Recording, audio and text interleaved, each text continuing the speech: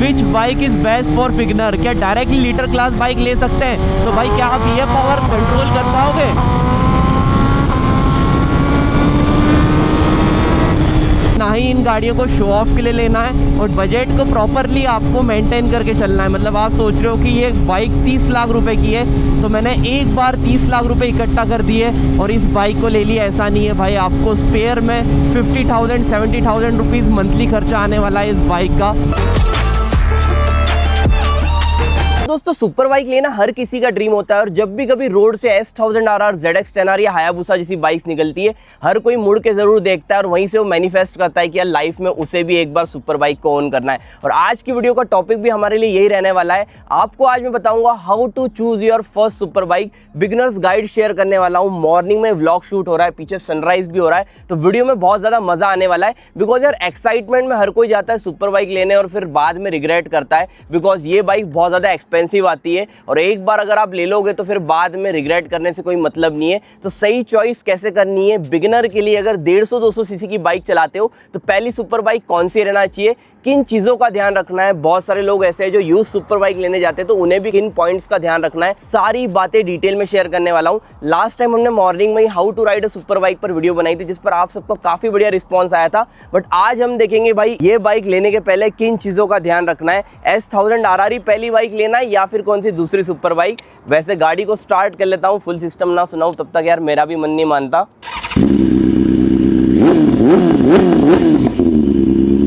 तो यार बहुत ज़्यादा मज़ा आने वाला है। इतनी दिनों बाद व्लॉग आ रहा है और आप सबके लिए काफ़ी इन्फॉर्मेटिव कंटेंट लेकर आया हूँ। तो इंट्रो में यहाँ पर ज़्यादा टाइम वेस्ट करते नहीं है, सारे पॉइंट्स हम डिस्कस करेंगे इस बीस्ट को राइड करते हुए। तो चलते हैं, इसको राइड करके सारी बातें करेंगे। सुबह की ऑलमोस्ट 6 बज रही है, सनराइज भी हो चुका है और जो फ्रेम में मेरे साथ बाइक है ना, ये हर बाइकर का अल्टीमेट गोल है। बट 30 लाख रुपए की बाइक डायरेक्ट लेना बहुत ज़्यादा रिस्की हो सकता है, इसलिए हम सारे पॉइंट्स डिटेल में डिस्कस करने वाले हैं। और यार पॉइंट्स को तो सुनना ही, साथ ही में S1000RR की मॉर्निंग राइड भी एंजॉय करना।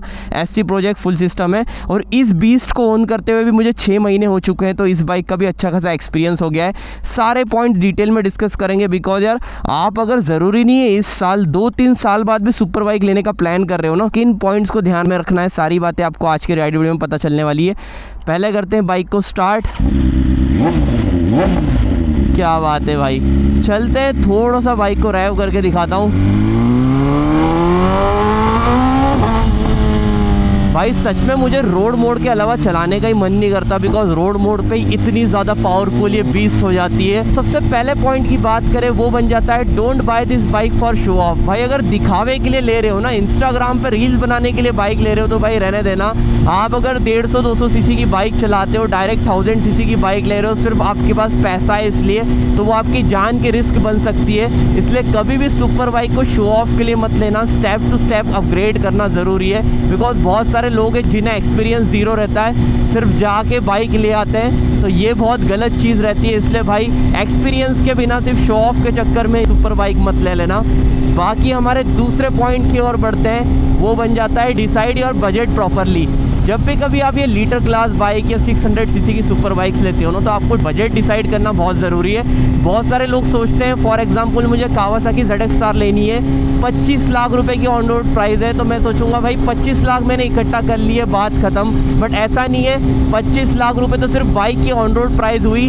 बाइक लेने के बाद भी आपको 1-2 लाख के गियर्स लेना है, फ्यूल कॉस्ट है और साथ ही में और भी ढेर सारे खर्चे रहते हैं। जैसे कि इन बाइक्स का इंश्योरेंस बहुत ज़्यादा एक्सपेंसिव रहता है, 1 साल के अंदर आपको इसके टायर्स, ब्रेक शूज़ अपग्रेड कराना पड़ते हैं, साथ ही में सर्विस कॉस्ट रहती है। तो ऐसे बहुत सारे खर्चे सुपर बाइक में रहते हैं। इसलिए भाई ना ही इन गाड़ियों को शो ऑफ के लिए लेना है और बजट को प्रॉपरली आपको मेंटेन करके चलना है। मतलब आप सोच रहे हो कि ये बाइक 30 लाख रुपए की है तो मैंने एक बार 30 लाख रुपए इकट्ठा कर दिए और इस बाइक को ले लिया, ऐसा नहीं है भाई। आपको स्पेयर में 50,000 70,000 रुपीज़ मंथली खर्चा आने वाला है इस बाइक का, तो ये चीज़ को ध्यान में रख के चलना पड़ेगा। अब हमारा थर्ड और सबसे इंपॉर्टेंट पॉइंट आता है which bike is best for beginner. क्या डायरेक्टली लीटर क्लास बाइक ले सकते हैं? तो भाई क्या आप ये पावर कंट्रोल कर पाओगे?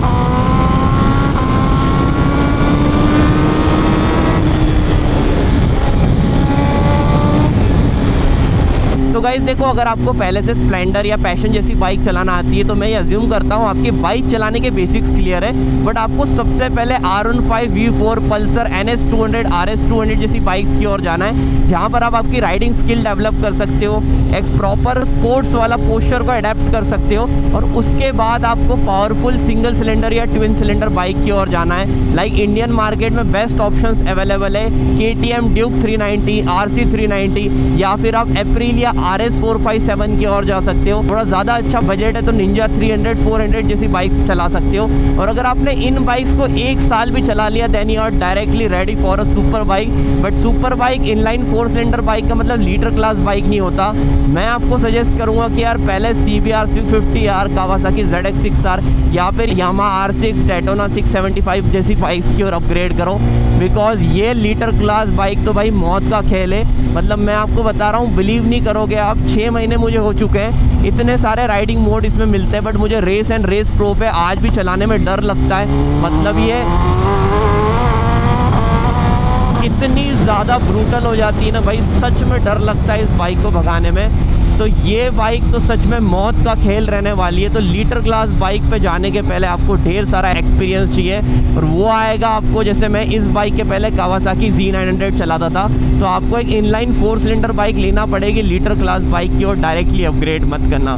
तो इस अकॉर्डिंग आप आपकी CC चूज़ कर सकते हो। अब नेक्स्ट हमारा 4th और सबसे इंपॉर्टेंट पॉइंट आता है कि आपको पर्पस चूज़ करना है। सुपर बाइक लेने के पहले आपको किस कैटेगरी की बाइक चाहिए, आपको टूरिंग करना है, ट्रैक डेज करना है, सिटी राइड्स करना है, या फिर नॉर्मल वीकेंड राइड्स करना है। तो देखो, अगर आपको सुपर बाइक लेकर एक इनलाइन 4 सिलेंडर बाइक लेकर ज़्यादा लंबी टूरिंग करनी है तो आई विल सजेस्ट आप हायाबुसा की ओर जा सकते हो।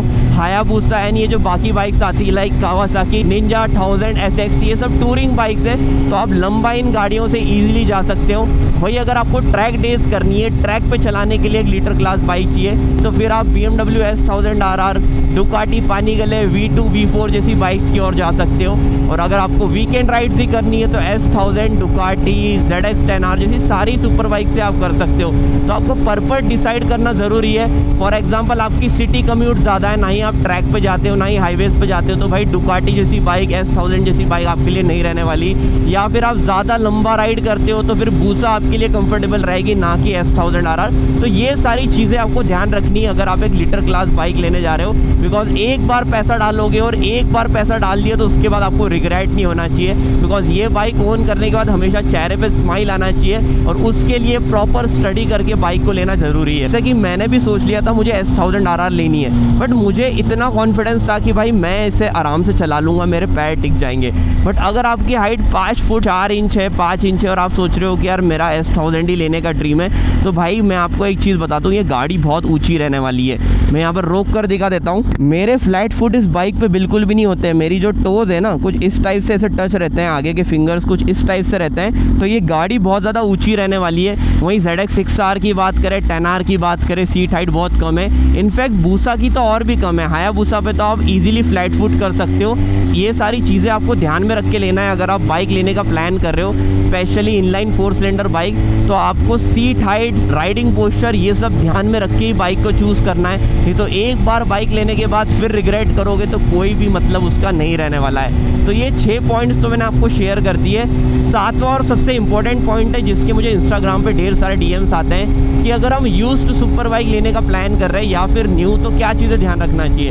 नई सुपर बाइक में तो ऐसे आपको कोई दिक्कत आने नहीं वाली, बट अगर आप यूज्ड सुपर बाइक लेने का प्लान कर रहे हो ना, तो देखो मैं मानता हूँ वहाँ पर आप बहुत सारे पैसे बचा लोगे, बट वहाँ पर आपके साथ स्कैम भी हो सकता है। बिकॉज यूज्ड सुपर बाइक में आपको odometer history, service record, accidental record सब चेक करना ज़रूरी है। फॉर एग्जाम्पल आपने जाके कावासाकी Z900 यूज्ड ले ली, फिर आपको आने के बाद पता लगा कि यार उसके टायर ही ख़त्म थे, तो आपको 35-40 हज़ार का खर्चा वहीं हो जाएगा।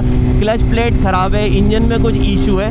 तो सुपर बाइक्स अगर आप यूज्ड ले रहे हो और उस गाड़ी में गलती से काम आ गया ना, तो भाई नई गाड़ी से भी ज़्यादा खर्चा आने वाला है। तो यूज्ड सुपर बाइक किसी ट्रस्टेड डीलर से लेना, या फिर आपके साथ कोई एक्सपीरियंस राइडर है उसको ले जाकर लेना। तो ये एक सबसे इंपॉर्टेंट चीज़ रहने वाली है यूज सुपर बाइक लेने के पहले।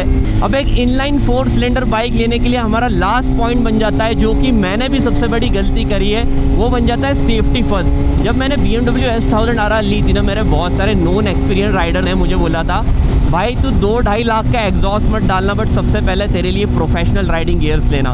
इनफैक्ट मेरे पास ये 8-10 हज़ार का एमटी का हेलमेट था, बेसिंग राइनॉक्स के राइडिंग गियर्स थे, तो मैंने गियर्स की और अपग्रेड नहीं करा। जान है तो सब कुछ है, और ये बाइक से आप बिल्कुल भी रिस्क नहीं ले सकते। आपको राइडिंग गियर्स में बिल्कुल भी कंजूसी नहीं करनी है। तो सेफ्टी आपके लिए सबसे पहली प्रायोरिटी रहना चाहिए। मतलब आपके पास अच्छे गियर्स, अच्छे शूज़, अच्छी राइडिंग सूट लेने का बजट नहीं है तो भाई फिर इनलाइन 4 सिलेंडर बाइक मत ही लेना।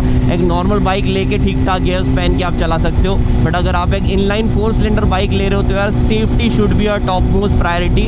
बिकॉज बाइक को लेकर आपके चेहरे पे स्माइल रहना चाहिए, ना कि रिग्रेट। और मैं एक ही चीज़ सजेस्ट करता हूँ कि यार अगर आप एक इनलाइन 4 सिलेंडर बाइक ले रहे हो और इस जर्नी में आना चाह रहे हो तो थोड़े पेशेंस रखो, स्लोली ग्रो करो, अपनी स्किल्स पे काम करो। बिकॉज जल्दबाजी में डिसीजन आपको रिग्रेट करा सकता है, वो एक्सीडेंट के चांसेस बन सकते हैं और आपकी जान को रिस्क में डाल सकता है। इसलिए थोड़ी लंबी प्रोसेस रहने वाली है, एक्सपीरियंस गेन करो एंड स्लोली इस फील्ड में ग्रो करो।